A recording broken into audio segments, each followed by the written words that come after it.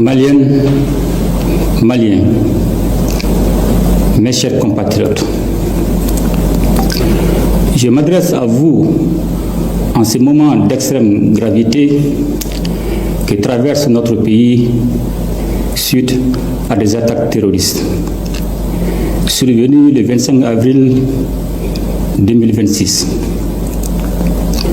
Ces attaques complexes, coordonnées et simultanées, ont visé les localités de Bamako, Kati, Kona, Mopti, Gao et Kidal. Grâce à la promptitude et au professionnalisme des forces armées et de sécurité, un violent coup d'arrêt a été donné aux assaillants, dont l'objectif était d'installer un climat de violence généralisée dans les localités concernées.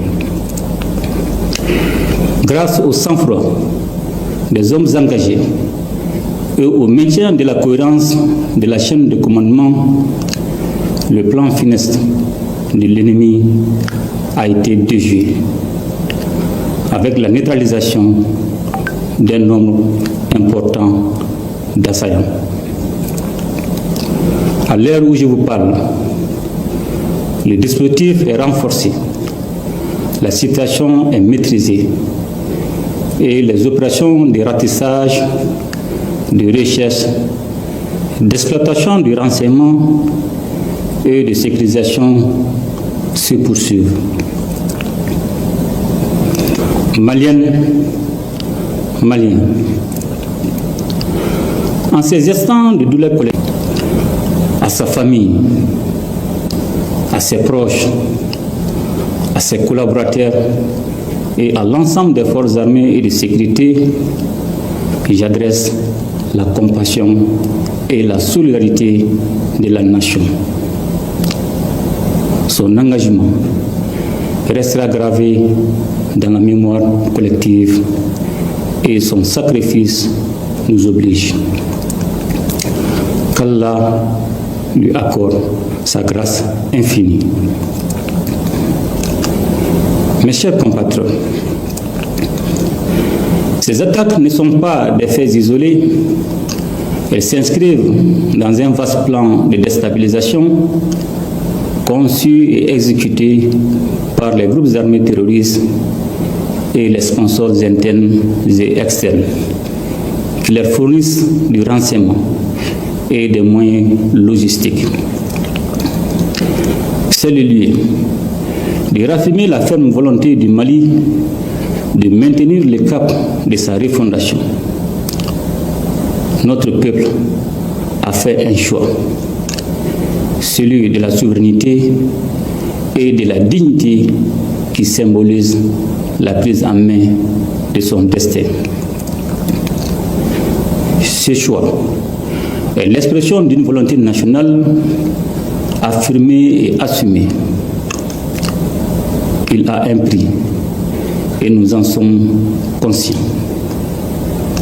Bien que dur par sa nature, ce choix est le seul chemin qui vaille si nous voulons offrir à nos enfants un avenir libre, juste et prospère.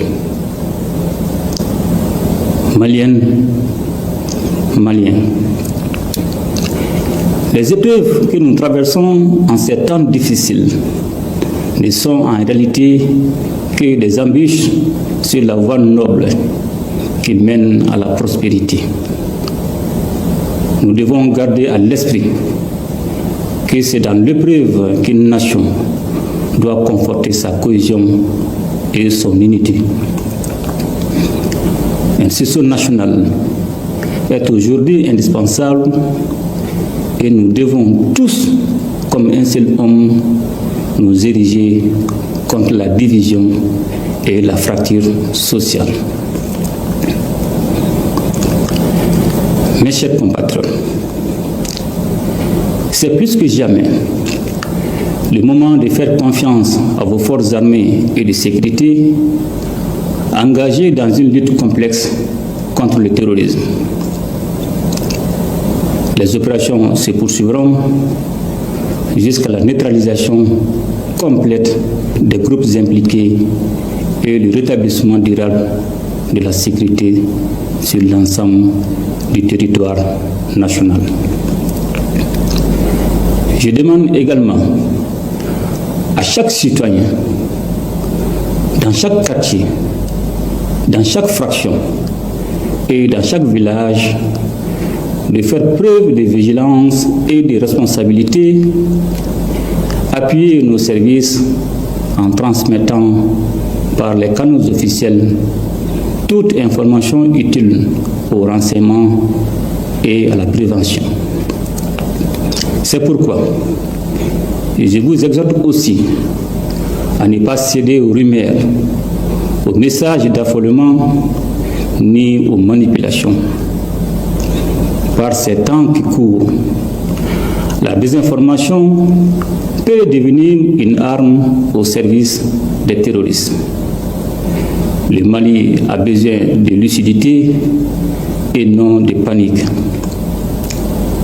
Je salue, en cette circonstance, la synergie d'action au sein de la Confédération des États du Sahel, dont la force unifiée œuvre sans relâche à la pacification de notre espace. Je tiens également à reconnaître la qualité de la coopération avec nos partenaires stratégiques, notamment la Fédération de Russie.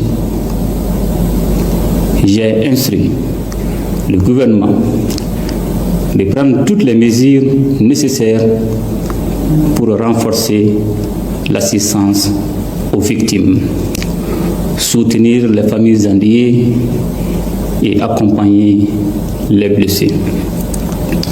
La solidarité nationale ne doit pas être un vain mot, elle doit être un geste, une présence, un soutien concret.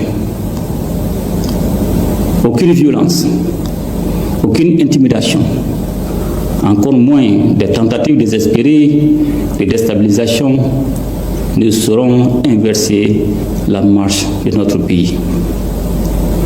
La refondation se poursuivra, la souveraineté se consolidera, notre peuple, debout et résilient comme jamais, triomphera de cette épreuve. Qu'Allah bénisse le Mali et protège les Maliens. Je vous remercie.